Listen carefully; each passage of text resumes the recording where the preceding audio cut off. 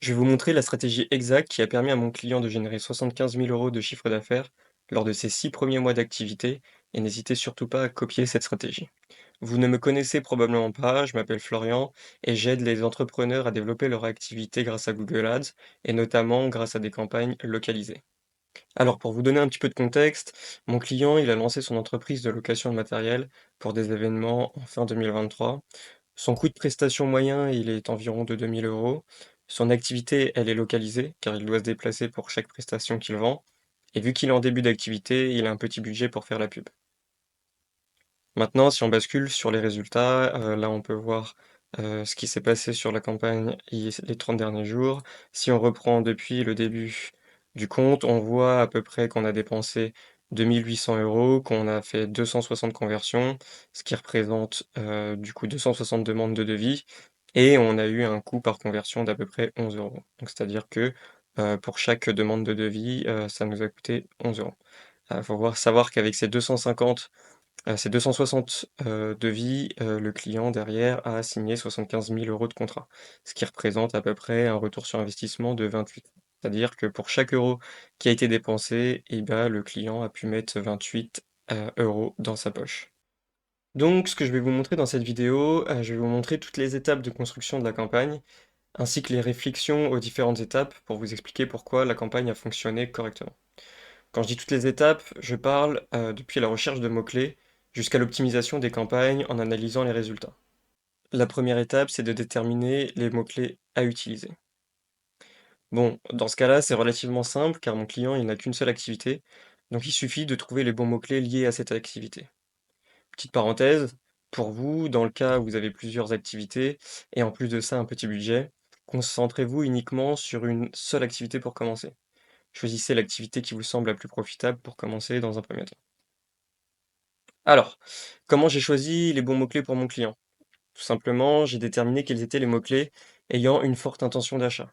C'est-à-dire que je me mets dans la tête de son potentiel client et je me dis qu'est-ce que je taperais dans la barre de recherche si je recherchais le service en particulier. En général, quand on fait de la publicité sur Google, l'utilisateur qui fait la recherche, il est dans 3 états possibles. Le premier état, c'est qu'il a un problème, il sait exactement qui il veut pour solutionner son problème. Le deuxième, c'est il a un problème, il connaît la solution et donc il est en train de rechercher les différentes personnes qui pourraient lui fournir cette solution et notamment, les potentielles personnes qui sont proches de chez lui. Le troisième, c'est qu'il a un problème, mais il connaît pas encore la solution, donc il est tout simplement en train de faire des recherches dans le but de trouver une solution, pour qu'il puisse le faire soit lui-même, soit le faire faire par quelqu'un d'autre. Donc dans notre cas, on va chercher essentiellement les mots-clés associés au deuxième cas de figure. Donc la personne qui a un problème, qui connaît la solution et qui est en train de chercher quelqu'un pour implémenter cette solution. Donc tout simplement, on recherche les mots-clés qui ont une forte intention d'achat. Donc une fois que les mots-clés sont déterminés, on va passer à la deuxième étape qui est l'étape de déterminer justement le budget journalier qu'on va devoir allouer à notre campagne. Donc pour ça, c'est très simple, on va utiliser une règle, qui est très simple, c'est-à-dire qu'il faut qu'on puisse avoir au moins 10 clics par jour. Donc il faut que le budget, que l'on détermine permette de générer 10 clics par jour. Pourquoi 10 clics par jour? Parce que en dessous, cela va être compliqué d'obtenir suffisamment de données pour permettre à l'algorithme de s'optimiser. Donc pour trouver le budget équivalent, on va sur Google Ads, dans Outils, Planification, outils de planification des mots-clés et trouver des nouveaux mots-clés.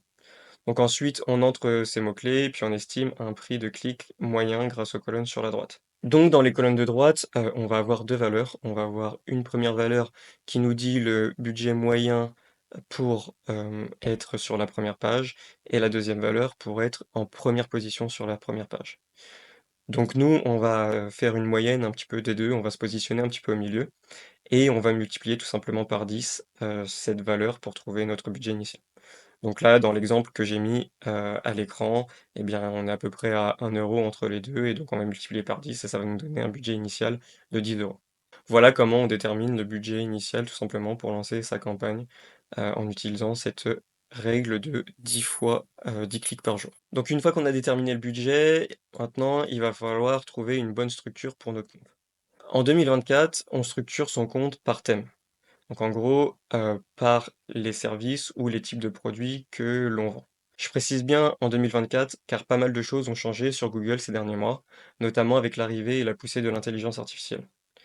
Ce qui a changé, c'est qu'aujourd'hui, Google prend surtout en compte l'intention de recherche. C'est-à-dire que s'il considère qu'une recherche d'un utilisateur a une intention qui peut correspondre à un de vos mots-clés, eh ben, il va montrer votre annonce.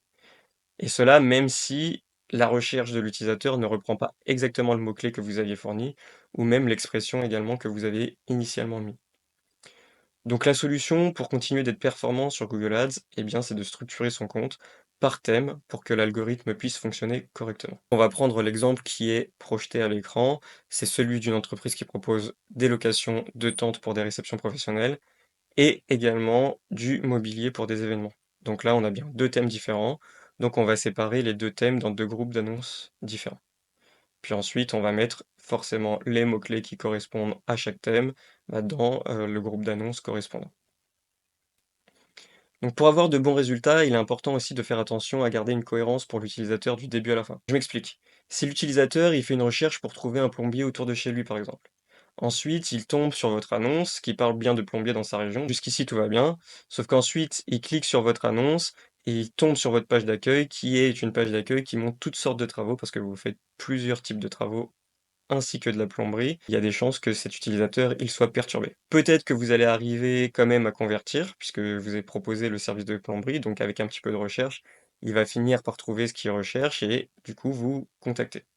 Mais vous aurez de bien meilleurs résultats et de bien meilleurs taux de conversion si le client il arrive sur une page qui est dédiée uniquement à vos services de plomberie avec un formulaire de contact simple par exemple.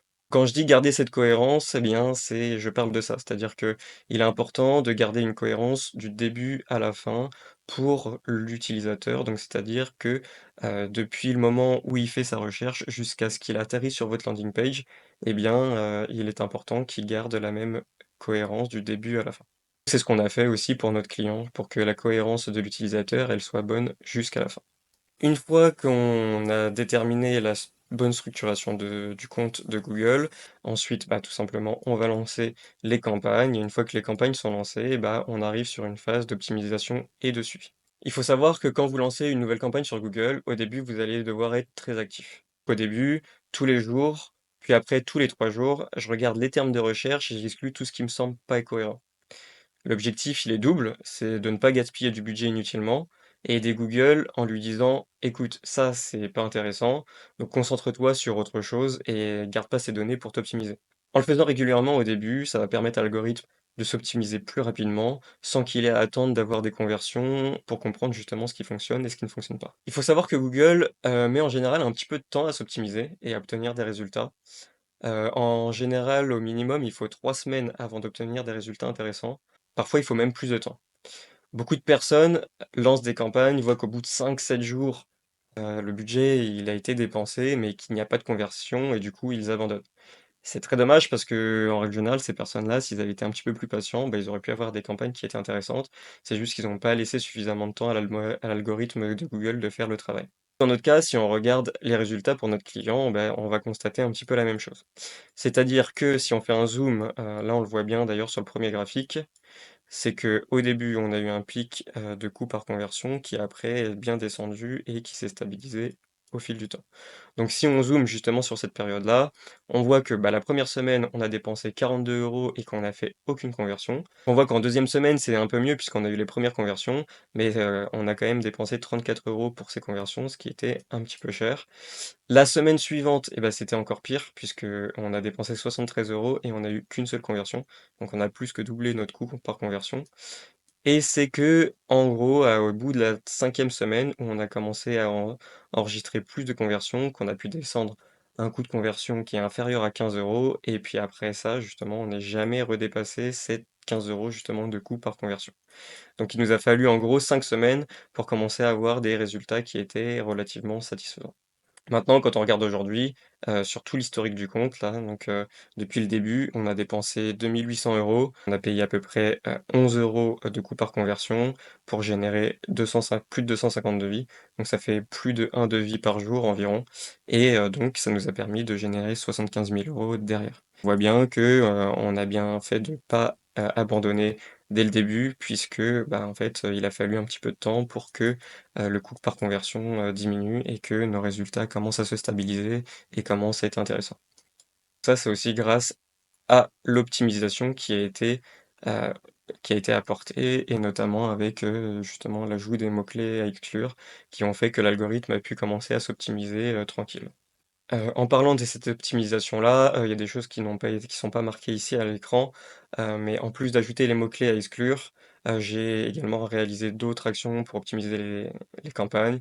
Je peux en citer certaines d'ailleurs, comme, de tester différentes annonces, d'ajouter ou de supprimer des mots-clés, changer les stratégies d'enchères, donc ça c'est important aussi pour l'optimisation et puis aussi, bah, de, faire des split tests pour des landing pages pour garder justement cette cohérence et voir justement les landing pages qui convertissent mieux que les autres. Voici la stratégie qui a permis à mon client de générer 75 000 € de chiffre d'affaires lors de ses 6 premiers mois d'activité.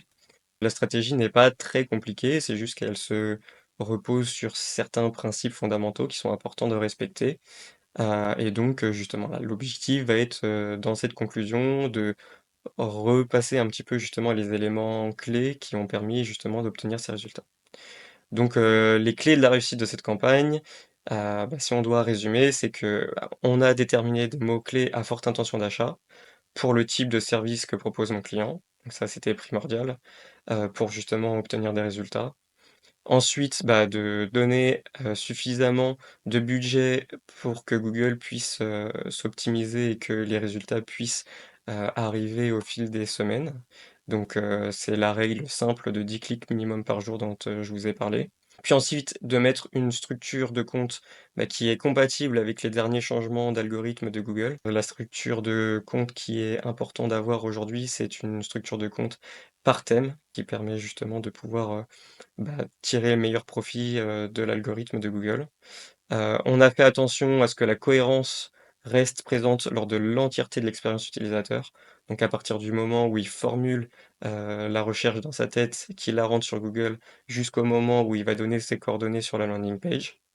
Puis ensuite, bah, de faire un suivi régulier des campagnes, d'optimiser, les campagnes en fonction des résultats qu'on obtient au fil du temps. Puis c'est également important de noter que, ce genre de service est un des services qui fonctionnent très bien sur Google Ads.